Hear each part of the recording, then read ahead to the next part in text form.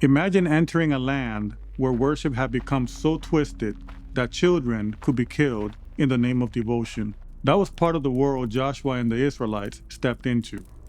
A culture where even sons and daughters were offered in the fire to false gods. And that is what makes it so dark, because people were treating something evil like it was sacred. This was not just violence in a violent world. This was violence that had been worked into worship. It had been given religious meaning. And once that happens, the problem is no longer sitting only in behavior. It has moved into worship itself. It has moved into what people were willing to bless and defend. That is why this cannot be brushed aside as one more ugly detail from the ancient world. Scripture is showing what happens when people drift so far from the true God that they no longer respond to children the way they should. Something has gone badly wrong when the weak are no longer protected. Something worse has happened when their depths can be placed inside worship. The first thing to make clear is that the Bible speaks plainly about this. It does not hide it behind soft language, and it does not leave room for people to pretend the practice was only symbolic. Scripture names it directly. In Leviticus, God warns Israel, "You shall not let any of your descendants pass through the fire to Molech." That verse matters because it shows this was a real danger, not some distant rumor. God was warning his people about an actual practice tied to false worship.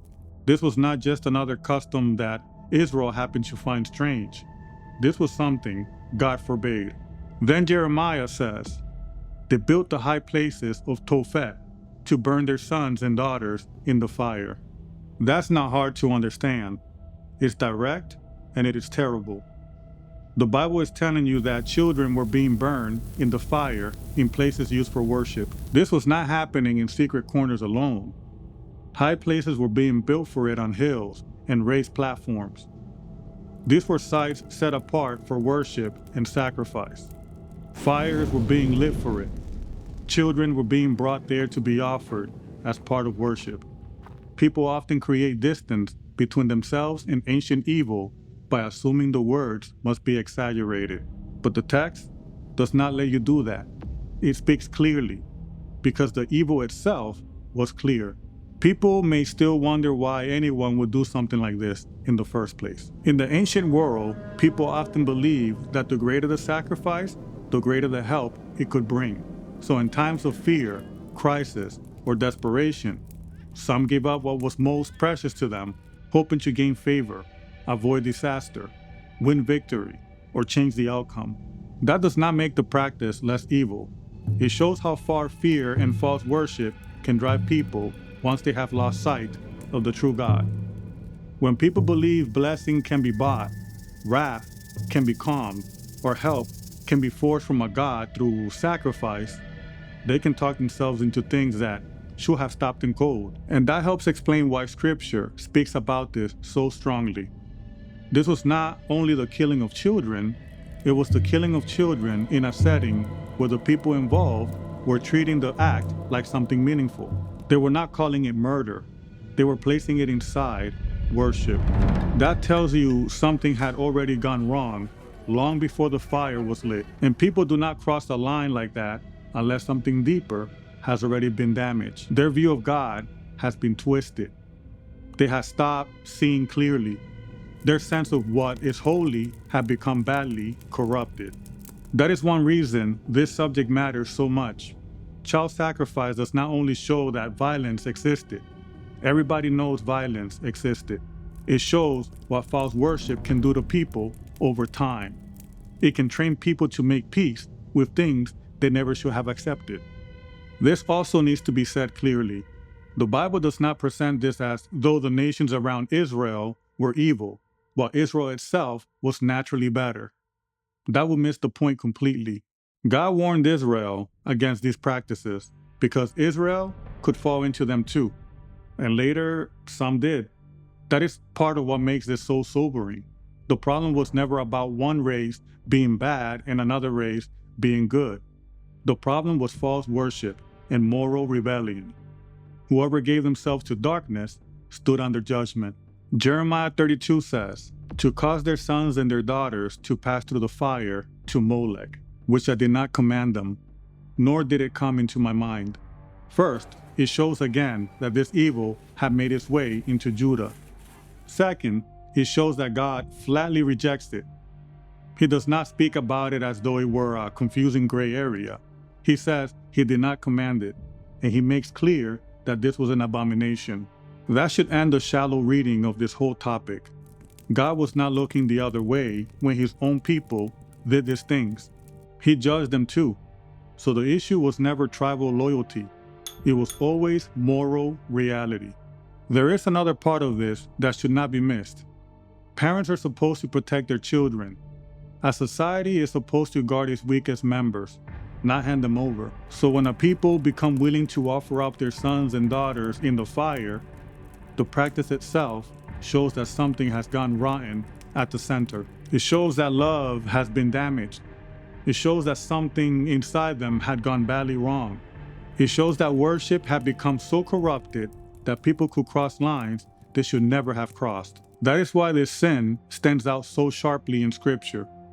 It reaches straight into the family, and it shows what happens when people believe lies about God long enough for those lies to shape the way they live.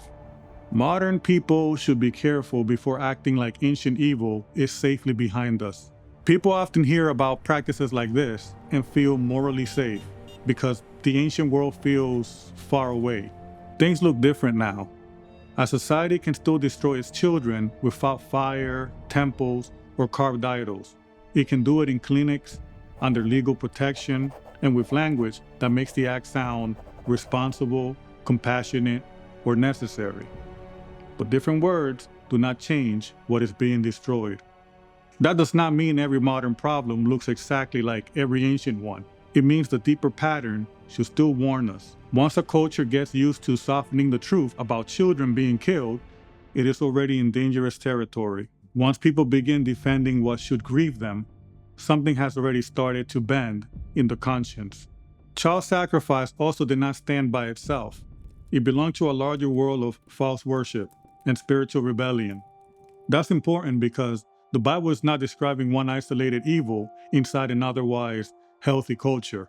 It's describing a pattern of corruption that has spread through their worship and the way they lived. It grew out of the same broken system that also gave rise to other dark practices Scripture condemns. It was sons and daughters being passed through the fire to false gods. It was children being killed in the name of worship. And it showed how far a people could drift once false worship shaped the heart of a culture. That's why Scripture speaks about it with such horror.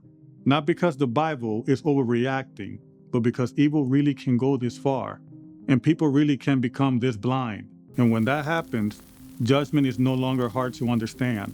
Episode 1 showed that God's judgment on Canaan did not come out of nowhere. It came after patience, after warning, after corruption had deepened over time. This episode shows one of the clearest reasons that corruption was taken so seriously. Once children are being consumed in the fire, and once that killing has been folded into worship, the darkness is not hard to see. Child sacrifice was not the only dark practice in that world.